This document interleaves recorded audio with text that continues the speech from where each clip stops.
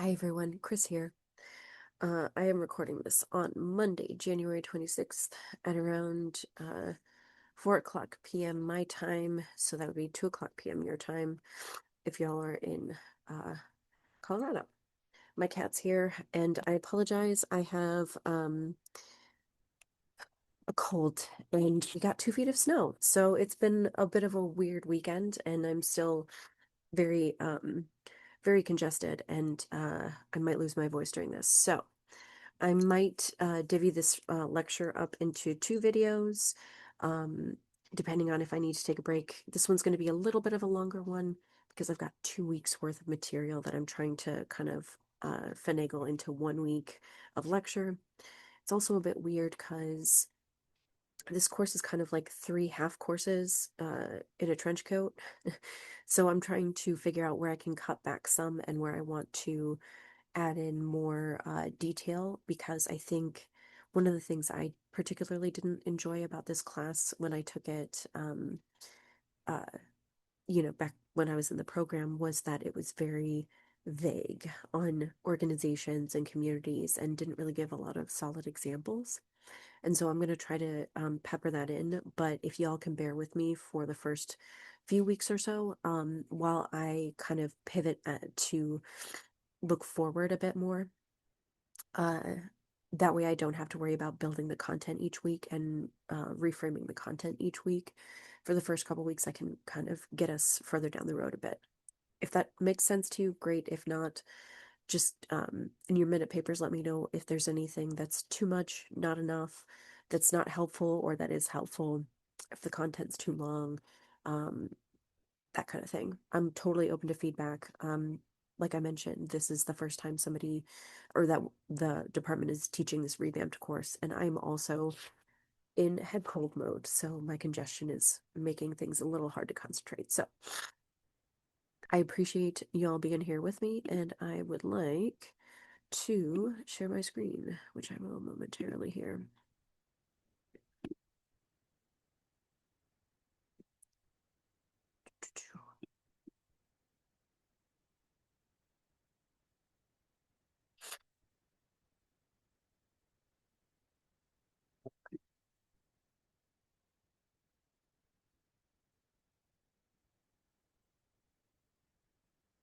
So let me go into,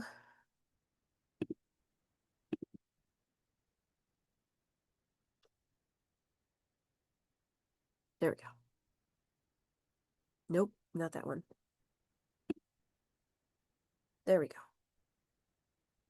Okay, so welcome. This is Organizational Transformation, Empowering Communities, spring semester.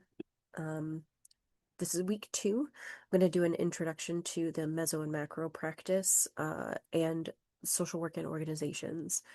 Like I said, this is a lot of information. I'm going to try to cram it in as quickly as I can.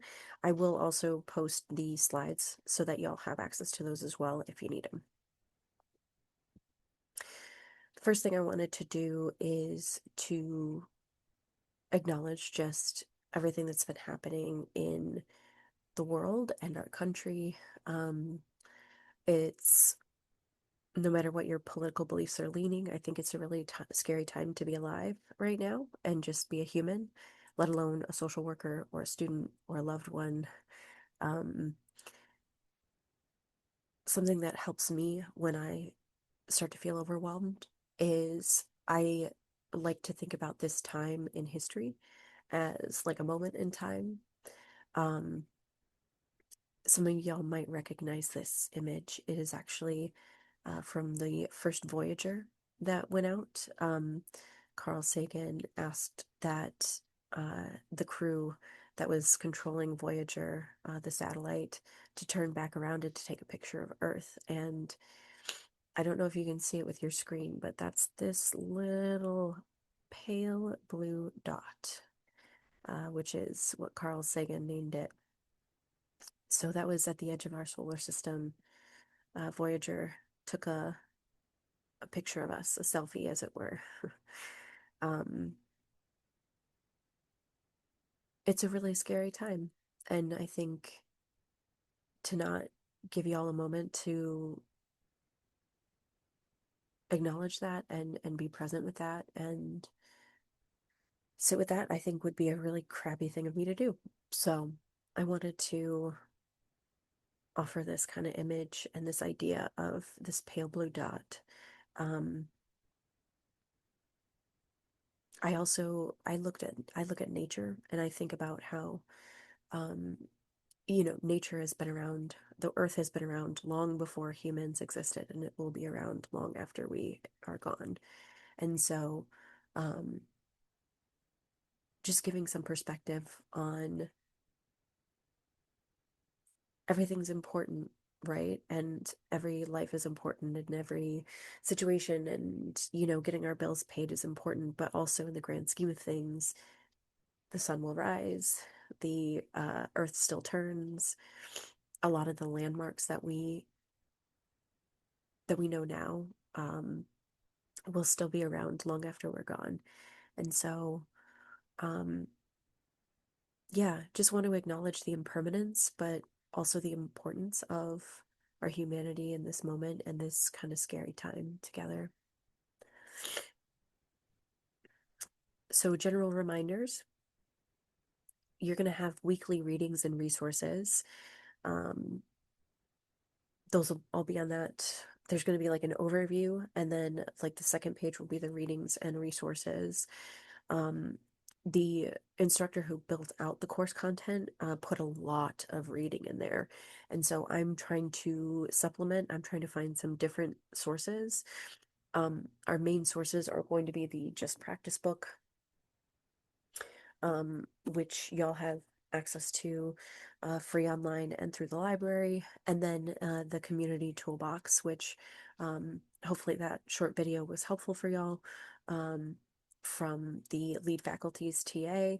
If not, we can try to hop through it together, but those will be the two main resources. I'm also looking at, I really love Adrienne Marie Brown is an author that I'm looking at to potentially throw some materials out. Um, I'm hoping to get y'all some more solid examples, like I said, because a lot of these things kind of speak in generalities, and it can be hard to apply to your life or your situation or the organization you're in. Um, you'll have your weekly activities to do and your minute paper. So there's going to be like a weekly like journal prompt and selection. Um, and then I'm trying to figure out what alternatives we have for activities apart from discussion groups, because I know that that's not something that everybody enjoys a lot of. Um, but that's going to take me some time to figure out as well. So again, give me a couple weeks to find something cool. Um, our first optional synchronous Zoom assignment review is scheduled for February 1st at noon your time, so 2 p.m. my time. So that is in a little less than a week. I'm going to go over the individual meeting, which is just what it implies. Like I just have you sign up for a time, either 15, 30, or 50 minutes with me, or like an hour. And we just talk about whatever, just to be human together and share that space. And you can share feedback. You can talk a little bit about yourself. I can tell you about me, what your interests are, those kinds of things. And then I'm also going to review the key leader assignment, the interview. Um, I will be totally straightforward and let y'all know that um, the assignments in this course, while they are scaffolded to support you in the capstone and to get you to the final assignment in this course, it is a little wonky how it's put together. And so I think it'll be important for y'all to watch those recordings if you can, just so that you have a better understanding. And I'm going to try to do examples of them along with the assignments as well, if I have the capacity to do that ahead of time. There's an organization out here. There's actually two that I really, really like and would love to kind of delve into with y'all to as kind of like an example or a way of like a reference point. I'm also going to try to get y'all templates as well, because I know trying to figure out how to organize something can be hard. Your upcoming assignments, I'm going to have the organization assessment plan check-in. So that's just a little quiz. That'll be coming up on February 9th, just making sure that you have an organization selected. Um, and then the organization assessment assignment is actually due towards the end of this month. Um, so I know it's a little wonky that I'm doing the leader interview assignment first. That can be done at any time. So I wanted to get that out of the way, but then before too long, probably in the next 2 weeks, I will be doing the second overview, which will be the organization assessment assignment. That'll be the second optional synchronous Zoom. I hope all this makes sense. If not, let me know. I can't tell because I'm very congested right now. So today, like I said, I'm going to go over some like a whole ton of content. So feel free if you are in the video ant right now, you can hop over to the YouTube if you would prefer to um fast forward it. A lot of it's going to be review from the reading from last week and this week. Uh I like to reiterate that stuff just so that, you know, it sticks or that it makes more sense as opposed to just reading. I think there's something like we remember 20% of what we read or something like that. And then like, I don't know, it's more closer to like 50% of what we hear or something. So I try to reinforce the main principles and things that you'll need for the assignments. And if you have questions, drop them in the video end. All right. So, uh, this week we're going to go over two social work models.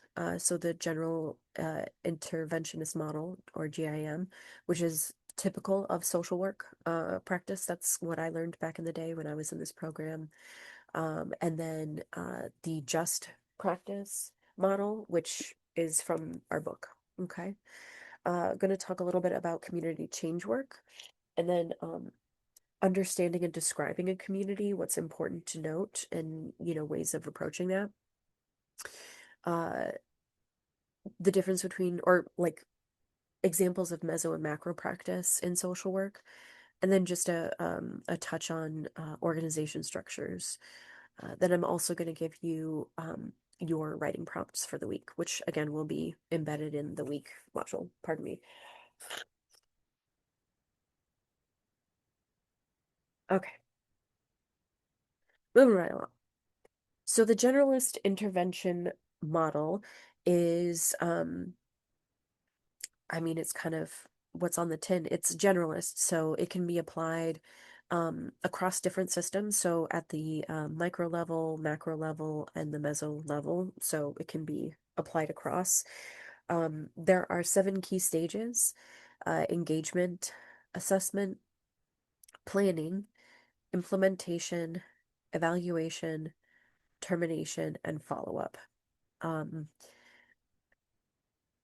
I feel like these are somewhat intuitive. Uh, the practices are pretty I don't want to say self-explanatory, but we can get into more detail later on. But I wanted to kind of provide a quick comparison between the GIM and the just practice models. So, some of the high points about the generalist intervention model is that it has a problem-solving orientation, which puts the focus on identifying a client's problems, which personally I greatly dislike that terminology. Um, I would say like areas of growth or opportunities, or things they want to work on. And then you implement interventions to help the client work towards those goals. It's a systematic approach, so it's clear and structured from start to finish. And it's a process that allows us to be guided through and then to repeat as necessary. Um, yeah, it's a systemic approach, so it's just very clear cut. Like you can usually tell where you are in the process and like what needs to happen next. Um, you work closely with the client in collaboration to assess their needs and develop tailored interventions. Um, so this is really good for like one-on-one work, maybe for groups as well, but like smaller groups. It is very versatile as far as the model goes. Um, You can use it in various settings, in clinical social work, community practice, or policy advocacy. Some of the criticisms of this model or the limitations you might butt up against are that it's potentially too rigid, that it may not fully address complexities of systemic oppression, and also that it might not provide enough room for nuances of like cultural differences. So the systemic approach is usually informed and guided by the dominant culture, uh, that the practitioner or the individual utilizing the model is coming from. So um, that some of that can get lost in translation. So the just practice model focuses on social justice, power dynamics, and contextual factors. So, we talk about person and environment. That is very much what the just practice model is about. The context is everything, right? There's this joke about social workers, like, uh, just, the answer to everything is, uh, what's the context essentially, right? Or what are the determining factors? Like, what do we need to know? Um, it makes it really hard for us to take like a multiple choice quiz or something because there are always extenuating factors and things that complicate a situation to make it not as straightforward as one might think. So with just practice, this model is applied through a social justice lens. So there's an awareness of oppression, privilege, and power structures. The contextual understanding is also important. It considers like the historical, cultural, and political factors affecting individuals and communities. So um, we might not understand a certain response that a community has to a natural disaster, for example, but if we look at them historically, it might emerge that there was a federal grant that was supposed to come through and didn't, and so there's distrust or mistrust of government systems or federal systems, right? um yeah, it seems kind of obvious, but it also makes a lot of sense that it's important to embrace the context. Reflexivity, so it there's a built-in critical reflection and self-examination of our own biases and positionality. So us as social workers or clinicians or practitioners in this work, the just practice lens requires that we continually check in with ourselves, and make sure that we're in a place of knowing our context and relationship to other, and how things might be coming up for us that might be contributing to, um, you know, the power structures in place, or the oppression and privilege that different groups are experiencing in those moments. Um, the emphasis here with just practice is on relationships. So the client social worker interaction is viewed as a transformative space, and it's a space that is a seed that grows into a place of potentially and hopefully empowerment and resistance. So if we're comparing them side by side, the generalist intervention model is very structured and step by step, whereas the just practice model is more fluid and flexible, and justice focused. Uh, GIM is more focused on individual problem solving, where the just practice model is more focused on structural change and empowerment. Their application, the generalist intervention model, has kind of broad applicability across practice levels. The just practice model emphasizes critical reflection and social context. So um, the application may be less able to easily travel across the micro, meso, macro, and back and forth, but it seems to kind of encompass whatever the identified problem is. Um, both do have like a social justice kind of baked in. The general interventionist model is social justice is kind of implied in the practice itself, but um, it's not like central and it's not something that is like highlighted and brought back. Whereas like with the just practice model, it's central to all of the interventions that are pursued and implemented after engaging with a community or an individual or, you know, whomever your client is. Um, and in the general intervention model, uh, client relationships are collaborative but professional. Um, there's very much a like a removed um, kind of feeling. You want to be you're not as involved in the community per se. There's definitely that professional distance. And then with the just practice model, it's deeply relational and transformative. So that means that in doing this work that we can also be transformed as well. And that developing a relationship, like while it is professional and within the context of the work, it's necessary, right?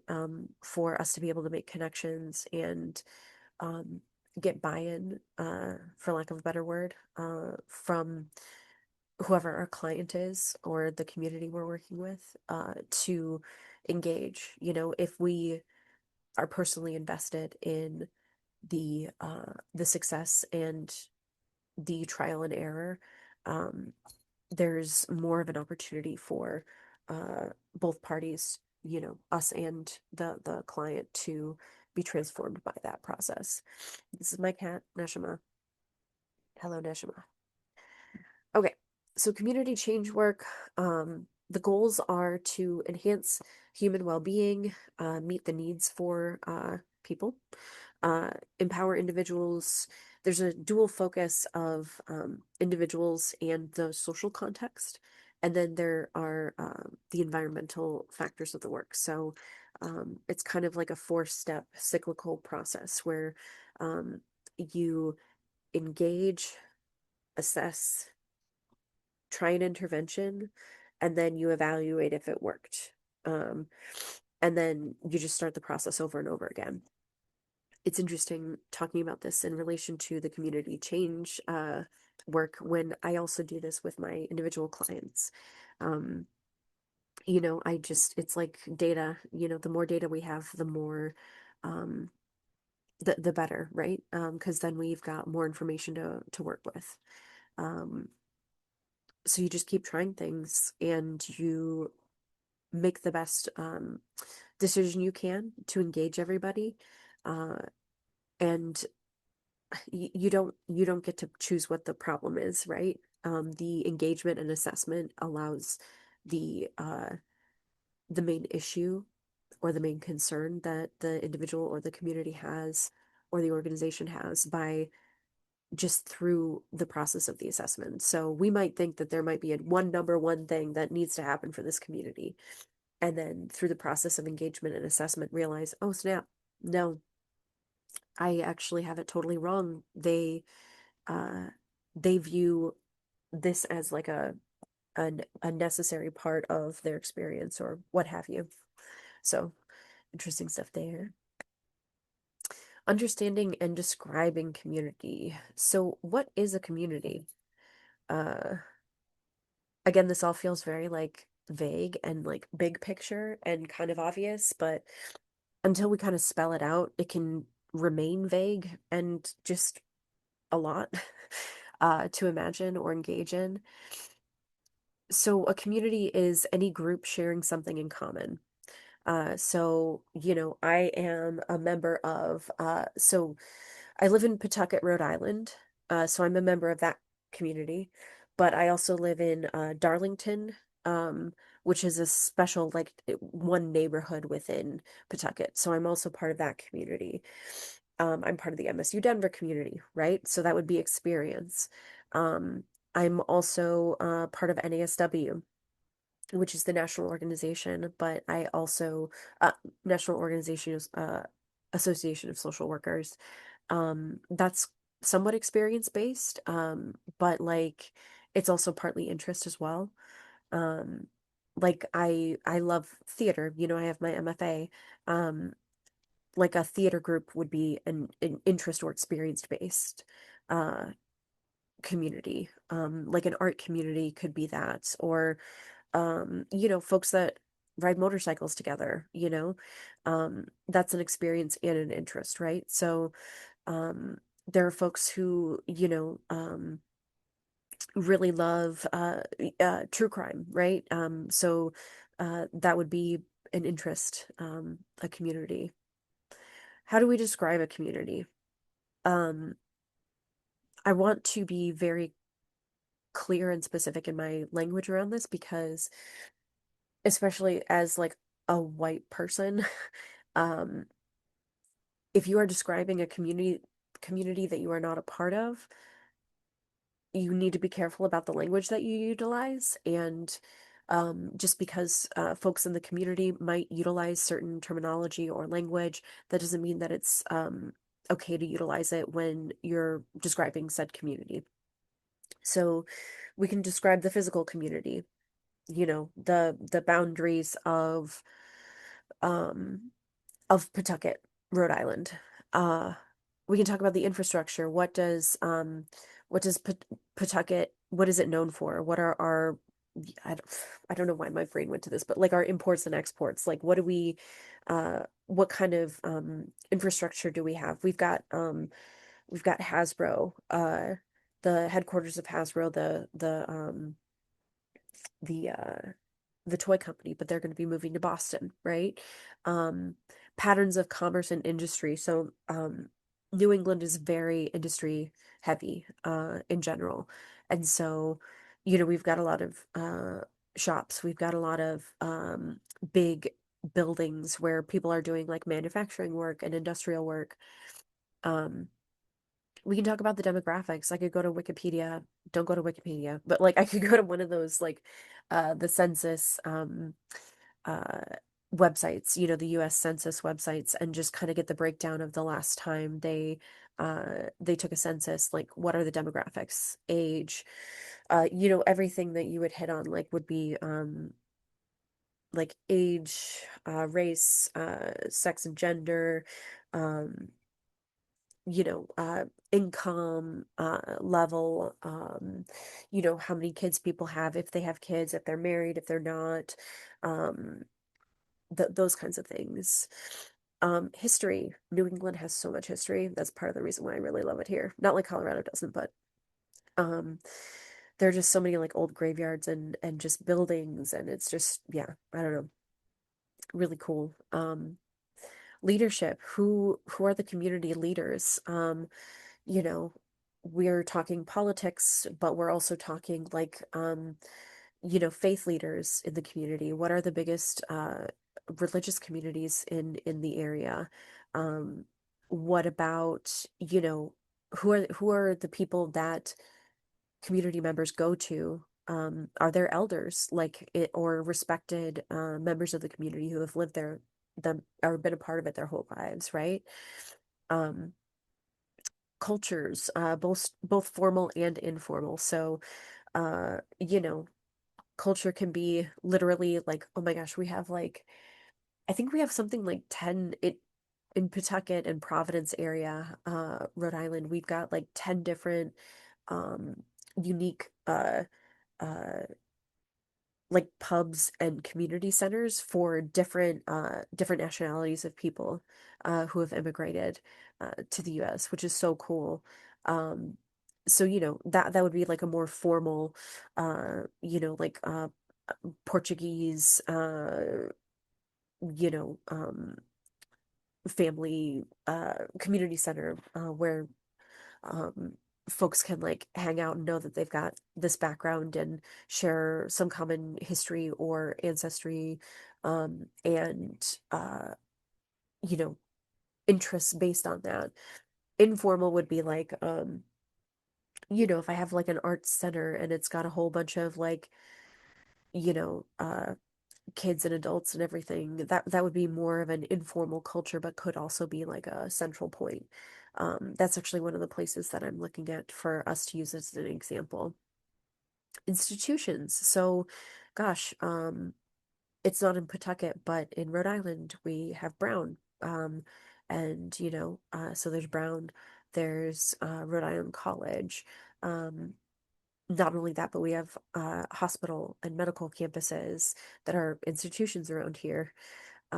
There are places that have been here for centuries, which is kind of crazy to think about. Um, the economic structure, you know, that can go into demographics, but it's like who all lives here and where's the money, where does the money come from and where does it go and how do people spend money? What's the local economy like? And values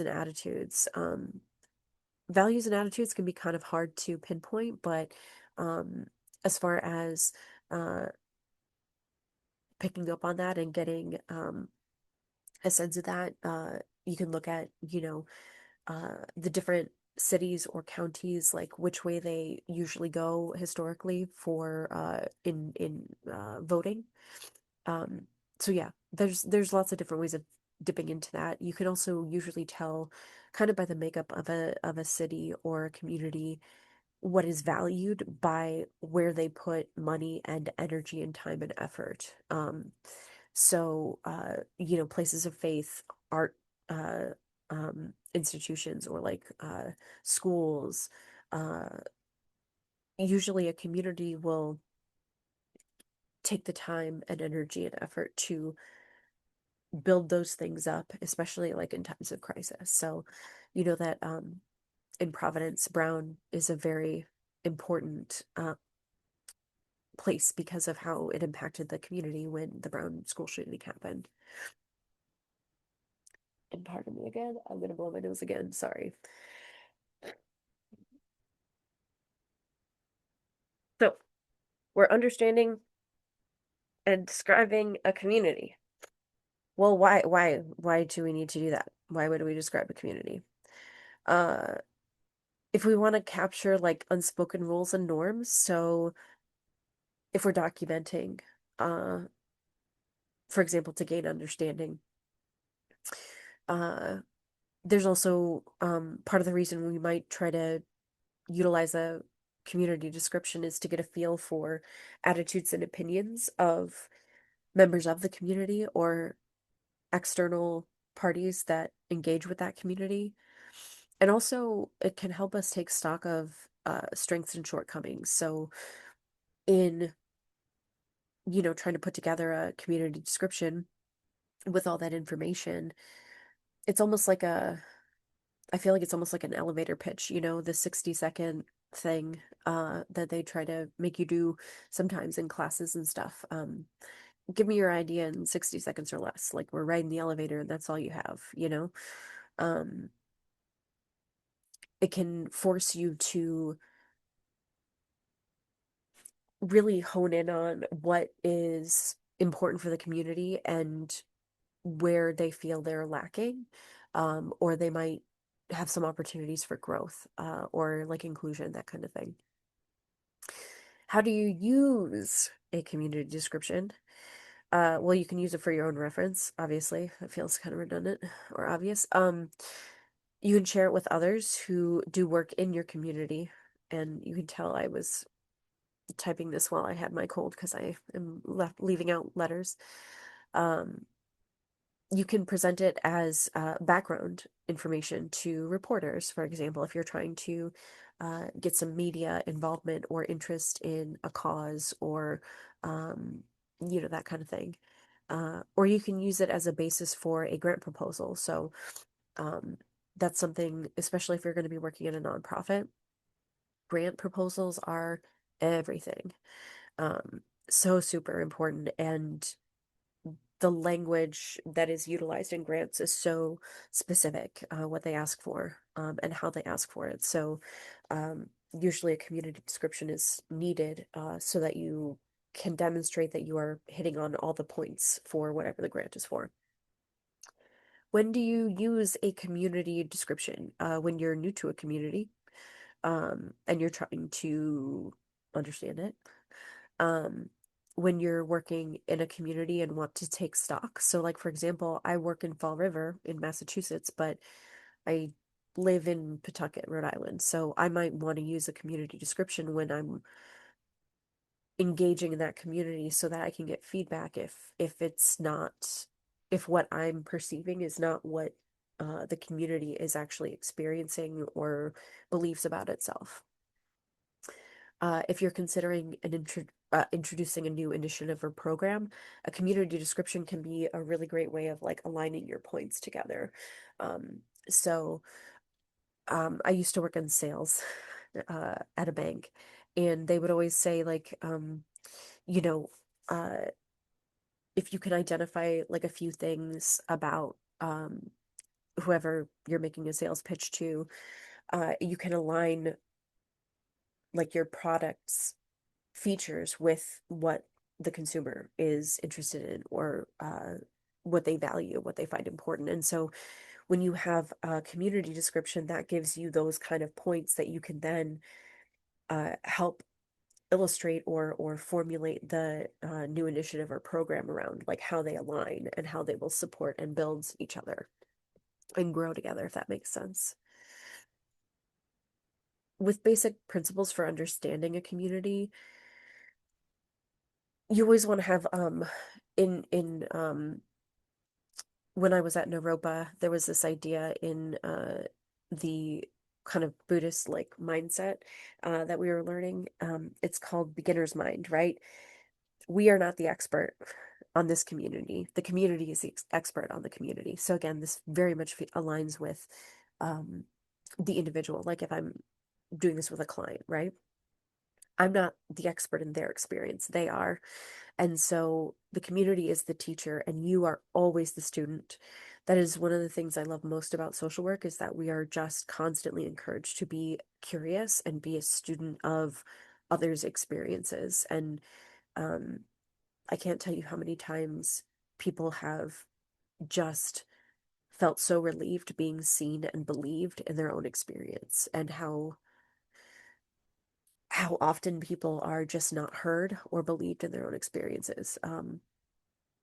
So just being able to engage with people as like, no, no, no. I've got alphabet soup at the end of my name, but you know your experience. You know what works for you. I don't. I'm just here to help facilitate, right? I've got some training, I've got some skills. Um, if it's helpful, I would like to help, right?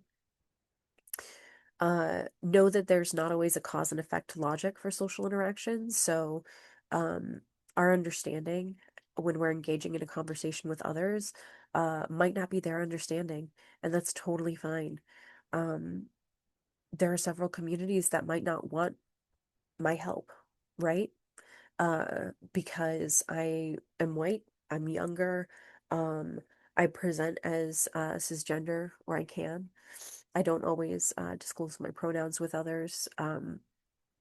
There are plenty of people and communities that would prefer not to work with me, and that is totally fine. Or if I tried to ask questions that make sense to me to ask, folks might be offended or um, might not understand or might not feel comfortable sharing, and that's totally fine. It is not my place to, you know, not everybody understands the world the way I do, and that's my strength, but also, my weakness. So I need to make sure that I'm checking in with folks and that they understand why I'm asking the questions I'm asking or why I'm proposing the things I'm proposing.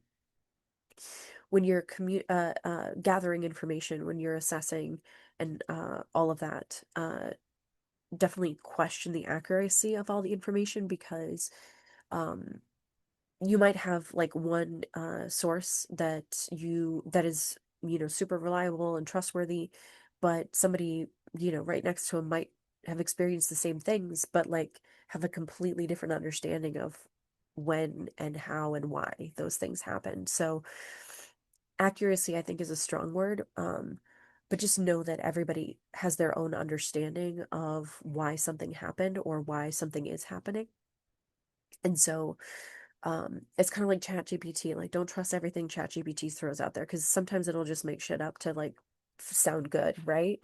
I think we all do that sometimes too, right? Um, you want to seek situations in general that offer you simplicity, accessibility, unobtrusiveness, permission and frequent activity. So if you're going into a community or an organization and you're trying to engage folks in order to eventually propose like an intervention of some kind, you want to present yourself simply. You don't want to be complicated about the whole thing. You want to be accessible, and you want to be able to have access to the information you need in order to successfully do that. Unobtrusiveness. So I'm not going to come into the operating room and hover over the dude like, doing the brain operation, right? Like heavy breathing down his neck or whatever, right? Like no. However things are working right now, things need to continue to function without me being there uh causing to gum the works to gum up, if that makes sense. Always ask for permission. Like, I mean, I guess I shouldn't say always, but like it is best to ask for permission. Um, and one of the best things you can do if you are trying to engage in a community is just to continuously show up. Um, the most difficult people that you might work with might have had, an organization or a person show up and say, I've got all the answers, and then give them a little bit of support and then hightail it out because the funding dried up, right? So you want to show up and you just want to be consistent. And if you show up and you're consistent and you are accessible and you're unobtrusive, right? You're not inserting yourself into stuff. You're just there to observe and to participate, right? To an extent. Um, People eventually take note of that and may even start to trust you a bit, or at least trust that you believe in what you're standing for or that you're representing. Again, if that makes sense. Sorry, my brain is all blah, blah. So, with the community description, you want to gain an understanding of your community. You gather basic tools. You can drive through the area. Um, you know, adjust boundaries. That's personally, that's physically. Um, Review the area with a list of things to watch for. Contact and interview key individuals in the community, which is one of your assignments. Visit local hangouts and maybe work with a partner, somebody who has a different perspective or understanding or approach than you do, or somebody who's within the community who's willing to work with you as a partner. Basic tools, I think, literally just means pen and paper or your laptop, or, you know, don't go out in the community when it's like, 2 feet of snow out without your coat and boots. Um, it's really hard to do a community assessment if you are not in that community, I think is what that's trying to say is like, if you're going to assess a community, you need to be present in it. Um, like some best practices on how to write your description. You want to draft an initial description and analysis, and then share that draft with key community leaders and community members.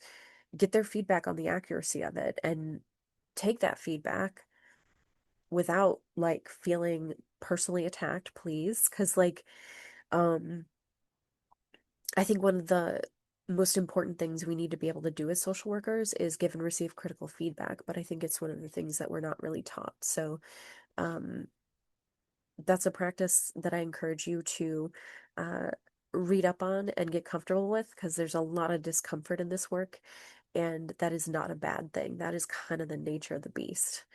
Um, and also, for me, the way that I've put my own perspective and spin on it is that um, if somebody takes their time and energy and effort to give me feedback, I consider that a gift, because it is so much easier to just let stupid people be stupid or offensive people be offensive. Like, it takes somebody caring enough about you to offer criticism. Um, so yeah, try to take it in that light. And it's also different too, like when you're asking for criticism, when you're asking for feedback, we want to improve things. We want things to be representative, right? I don't think that everything I do the first time is going to be perfect. And I don't expect that. And I don't want that actually, because like That's too much pressure.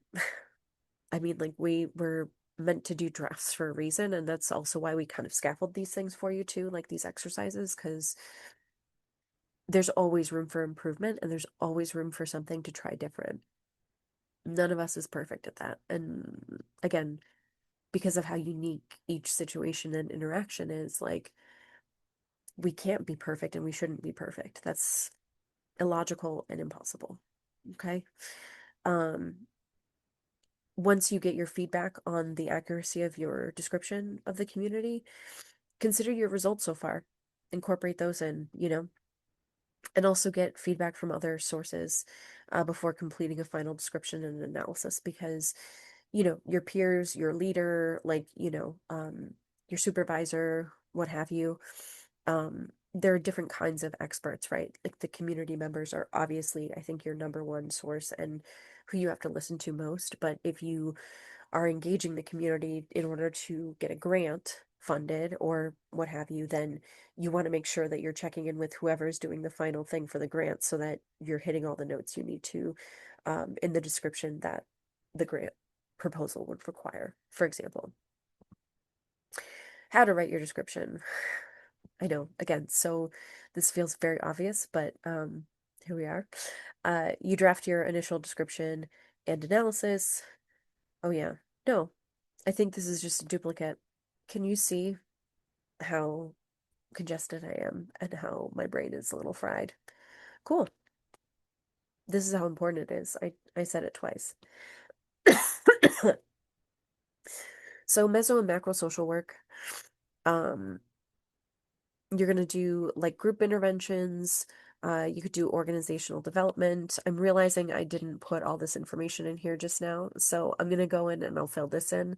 I was just gonna touch on these anyway, and so the explanations will be under these when I post the actual uh, slides to the page here. But the different examples of meso and macro social work include like group interventions, organizational development, capacity building, and resource mobilization. That can be in like just within a community.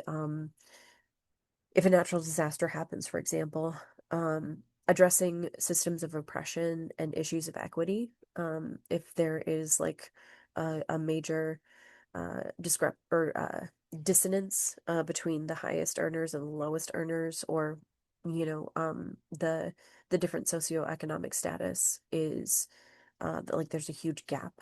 Um, Crisis management and disaster response, uh, promoting community health and wellness.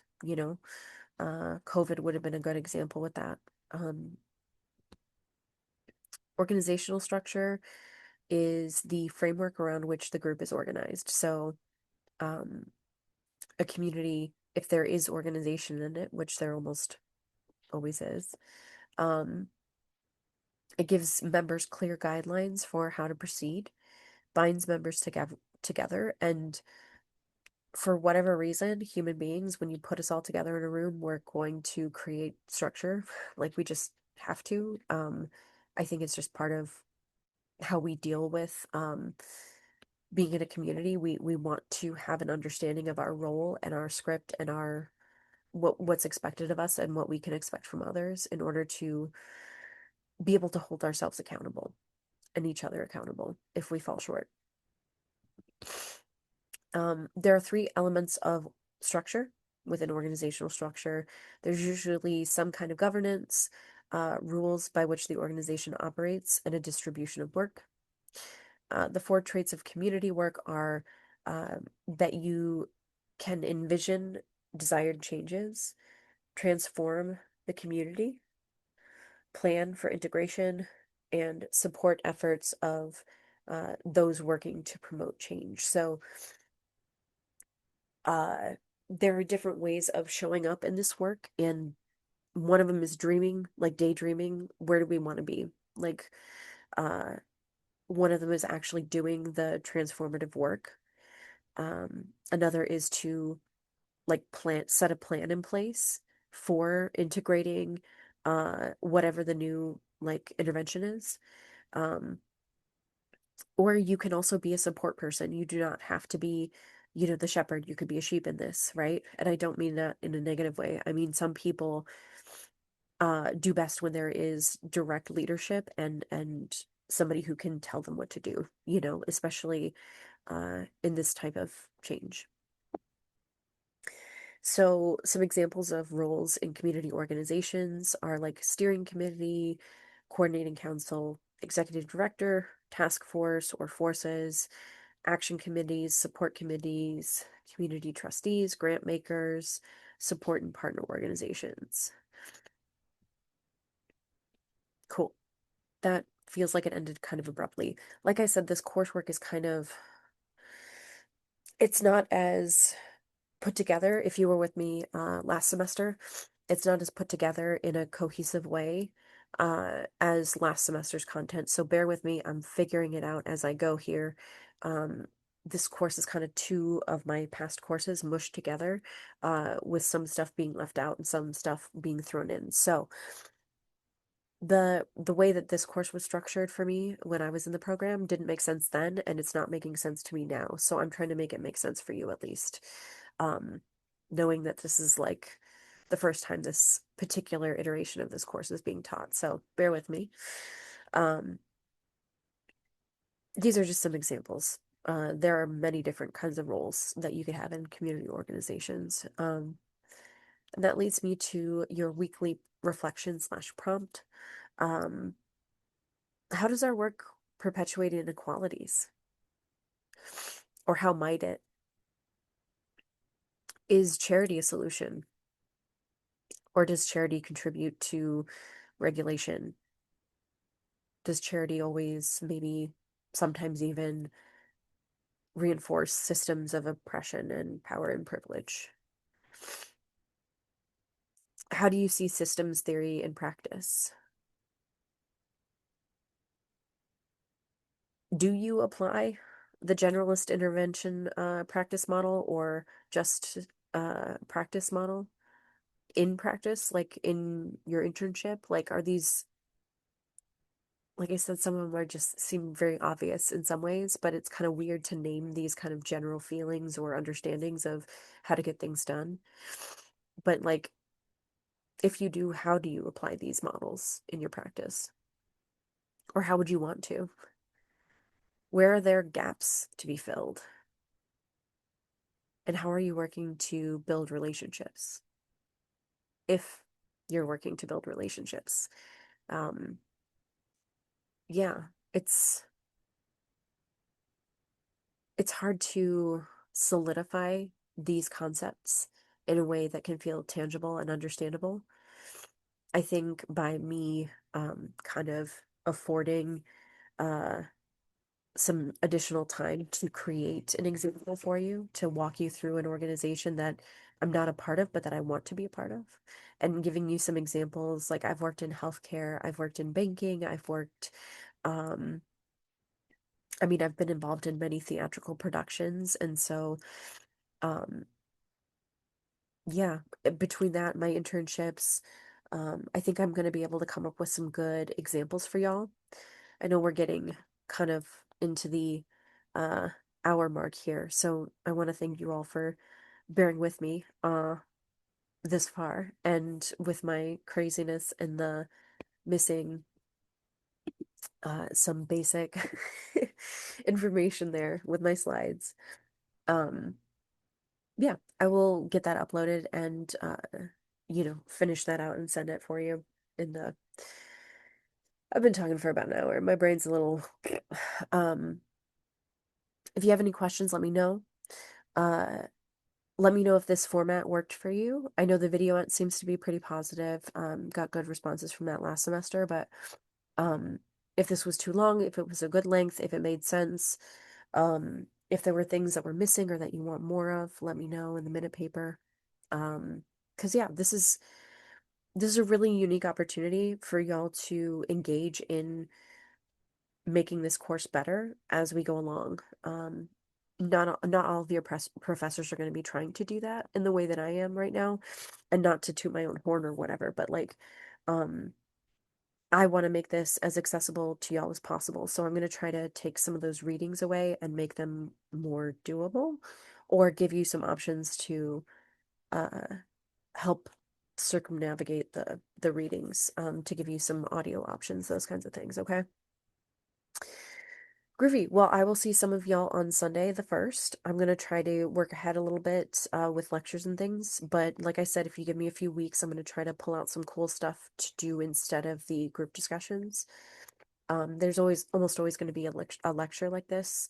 Um, I also want to drop in some content about unions and collective labor organization, just because I think that that's super important, and I don't know why that's not already in the course. But I don't want to overwhelm y'all. So, still finding where there might be some space for that. Hope y'all are staying warm. Yeah, I'll see you next time.